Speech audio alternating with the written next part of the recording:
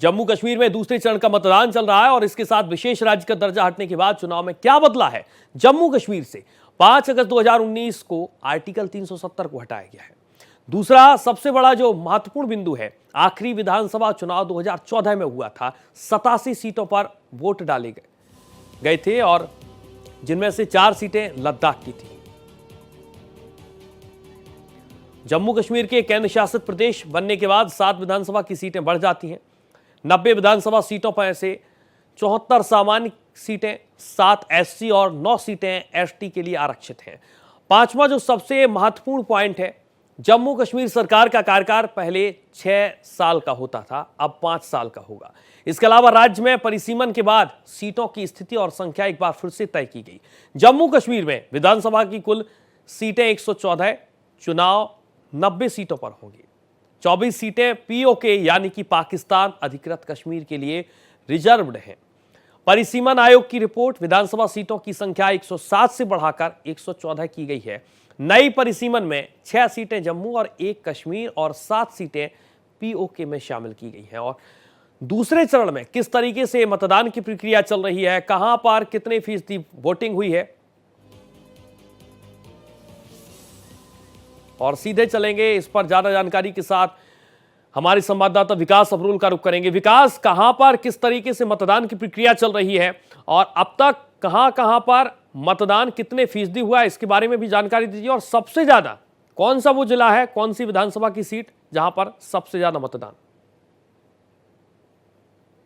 देखिए, मतदान जो है लगातार जारी है। आप देखेंगे अभी हम कटरा में खड़े हैं, वैष्णो देवी जो सीट है मतलब वैष्णो, वहाँ पर देखिए अभी भी लोग कतारों में खड़े हैं। हालांकि गर्मी बहुत ज़्यादा है, लेकिन मैं आपको बता दूं कि जिस तरह से मतदान चल रहा है अभी तक, जो 11 बजे तक के सामने रुझान है, इसमें 24.1% मतदान जो है वो हुआ। सबसे ज़्यादा मतदान गुलाबगढ़ सीट पे हुआ, जब पे 35% के आसपास जो मतदान अभी तक हो चुका है। और सबसे कम मतदान जो बताया जा रहा है वो हब्बा कदल की सीट पे है, जो 7.4% बताया जा रहा है। उसके अलावा आप देखेंगे जम्मू संभाग में तो सब में मतदान जो है 25, 30, 35, 38 इसी के आसपास मतदान है। तो कहीं ना कहीं अब मतदान ने रफ्तार पकड़ी है और 1 बजे के बाद जो रिजल्ट आएंगे, जो पता चलेगा कि एग्जैक्टली अप्रोक्सीमेटली जो है कि कितने प्रतिशत मतदान हो, उसके बाद पिक्चर क्लियर होगी। लेकिन इतना है कि जैसे जैसे शाम ढलेगी मतदान की परसेंटेज बढ़ती जाएगी और अब 10 से 24 हुई है, 24 से 50 जाने में ज्यादा समय नहीं लगेगा।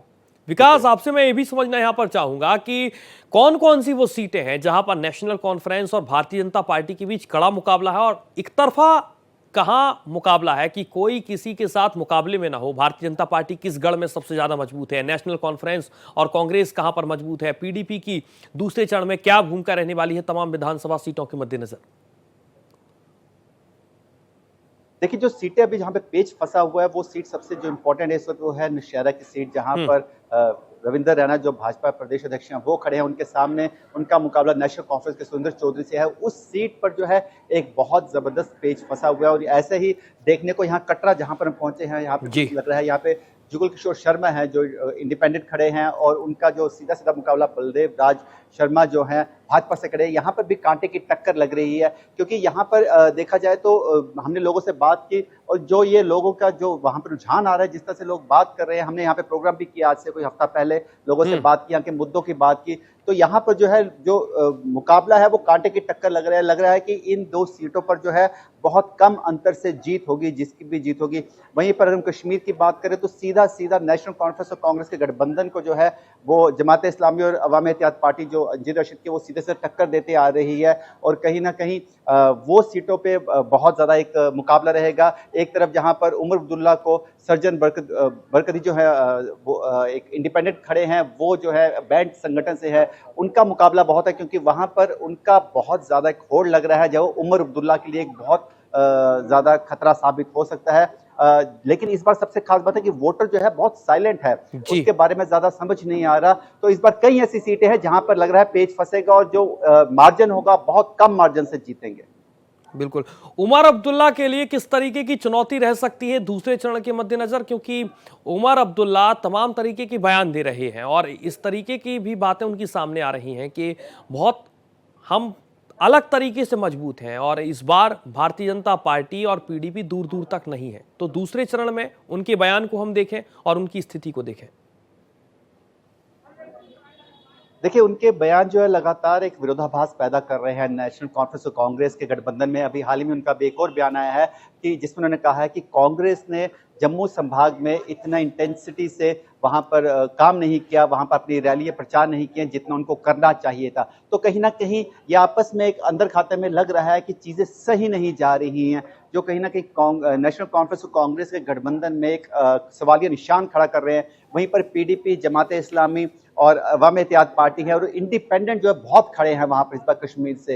ये एक बहुत बड़ा खतरा साबित हो सकता है नेशनल कॉन्फ्रेंस के लिए, क्योंकि नेशनल कॉन्फ्रेंस का एक होल्ड जो है वो कश्मीर संभाग में ज्यादा है, लेकिन इस बार वो खतरे की घंटी दिख रहा है। जिस तरह से सज्जन बरगती जिनकी बात कर रहे हैं वो खड़े हैं उमर अब्दुल्ला के खिलाफ, तो उनका भी जो होल्ड है, जिस तरह से खबरें आ रही हैं, बड़ा कड़ा मुकाबला है। 2 सीटों पर तो खड़े हैं, लेकिन मुझे लग रहा है 1 सीट बचानी उनके लिए थोड़ी सी मुश्किल होगी।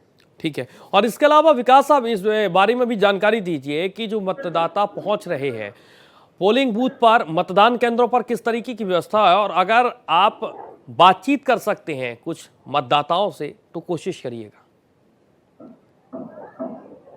जी बिल्कुल, यहाँ पर आप देख सकते हैं जो मतदाता हैं सब लाइन में लगे हैं और अपनी बारी का इंतजार कर रहे हैं। हम कोशिश करें कुछ मतदाताओं से बात करने के लिए। सर, क्या नाम है आपका? मुझे 10 साल बाद विधानसभा के चुनाव हो रहे हैं। अब अपना एमएलए चुनेंगे, स्थानीय नेता चुनेंगे जो आपके मसलों को सुनेगा, आपकी परेशानी को सुनेगा। क्या लगता है, कितने उत्सुक और क्या लगता है एक जो एमएलए होना चाहिए उसमें क्या खासियत होनी चाहिए? अच्छे होना चाहिए एमएलए। क्या मुद्दे हैं यहाँ के? मुद्दे तो बहुत हैं यहाँ के जी।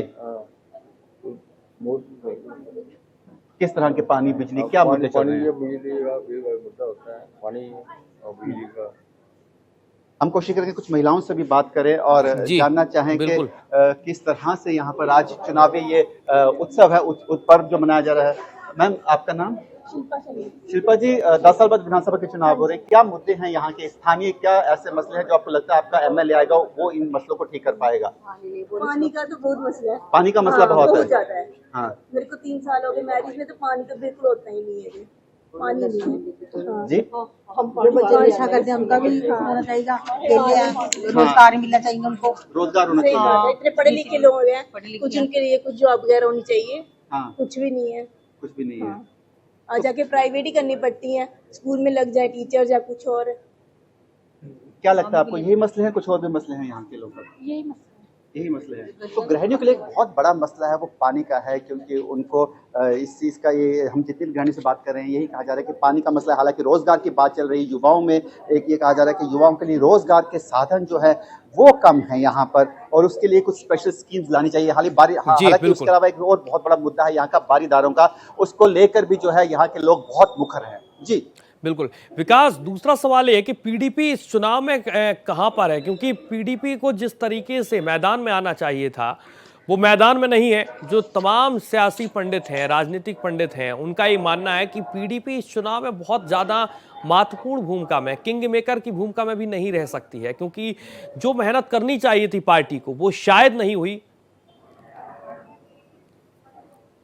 जी बिल्कुल, आप सही कह रहे हैं। देखिए, पीडीपी की हमेशा से अलगाववाद सोच रही है और अलगाववाद सोच को लेकर अब लोकतंत्र में आना एक बहुत मुश्किल काम है। और जिस तरह से वो पिछले काफी सालों से आप उनको देख रहे हैं, और आज उनका, मैं बताऊं, जम्मू में वो अपना एक रोड शो कर रहे हैं। हालांकि आज चुनाव है वो जानते हैं और आज रोड शो रखा है, लेकिन अभी तक उनकी जम्मू में भी कोई खास, जम्मू संभाग में भी खास कोई प्रचार नहीं हुआ है। हालांकि कश्मीर में जो महबूबा मुफ्ती, उनकी बेटी इल्तिजा मुफ्ती जो है वो बहुत प्रचार कर रही हैं, लेकिन फिर भी जिस तरह से आज से 10 साल पहले या 12 साल पहले प्रचार होता था, उस तरह से मुफ्ती साहब के समय पे वैसा प्रचार अब जम्मू में, जम्मू संभाग, कश्मीर संभाग में नहीं हो रहा है। तो कहीं ना कहीं एक इसी को लेकर, जो प्रचार को लेकर, लोगों तक अपनी बात पहुंचाने को लेकर एक दिक्कत आ रही है। और साथ में एक खास बात हो रही है, और ये भी है कि इस बार बहुत से ऐसे लोग हैं जो निर्दलीय चुनाव लड़ रहे हैं और वो भी अलगाववाद को कहीं ना कहीं सपोर्ट करते थे। तो कहीं ना कहीं सीधा सीधा एक काउंटर जो है वो पीडीपी को कर रहे हैं। और ऐसे में पीडीपी के लिए अपने वोट बैंक को बचाना, अपने इलाकों को जहां पर उनका अच्छा खासा वोट बैंक है, एक बहुत बड़ी दिक्कत हो सकती है, बहुत बड़ा चैलेंज हो सकता है। बिल्कुल, बहुत बड़ी परेशानी हो सकती है। लेकिन इन सब के बीच निर्दलियों की भूमिका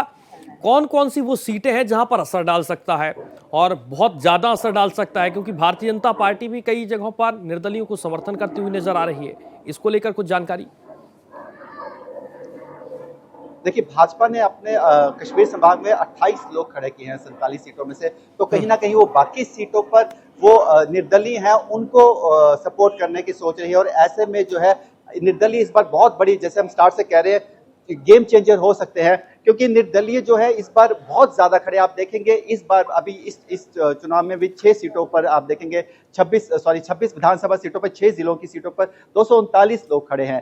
पिछले में 24 जो विधानसभा सीटें थी उसमें 219 लोग खड़े। तो पूरे इलेक्शन में 900 के ऊपर जो है उम्मीदवार खड़े हैं। तो कहीं ना कहीं इस बार जो है निर्दलीय उम्मीदवार बहुत है और इस बार बहुत बड़े किंग मेकर साबित हो सकते हैं। बिल्कुल, निर्दलीय इस बार जम्मू कश्मीर में किंग मेकर साबित हो सकते हैं। बहुत शुक्रिया आपका करेंगे विकास तमाम जानकारी। लेकिन सबसे बड़ा सवाल है कि आखिरकार अगर निर्दलीय किंग मेकर की भूमिका में होते हैं तो सरकार के साथ उनकी भूमिका क्या हो।